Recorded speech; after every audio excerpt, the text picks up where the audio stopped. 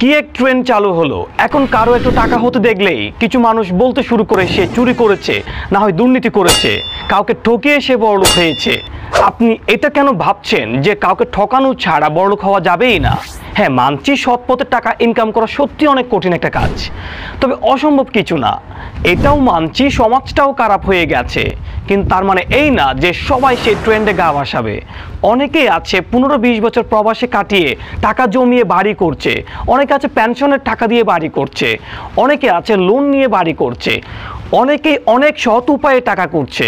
কিন্তু আমরা যখন কোনো একজন সৎ উপায়ে উপার্জন করা মানুষকে বলে ফেলি যে কাউকে ঠকিয়ে বাড়ি করছেন, তখন সে মানুষটা সত্যি অনেক কষ্ট পায়।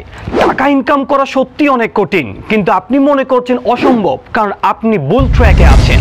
আপনি হয়তোবা টাকা ইনকাম করার পথটাই খুঁজে পাননি। তবে একটু খোঁজ নিলে, একটু চেষ্টা করলেই দেখা যাবে টাকা ইনকাম করা সম্ভব। সৎ পথে বাড়ি করা, সৎ পথে বড়লোক হওয়া সম্ভব, যদি একটু চেষ্টা করেন।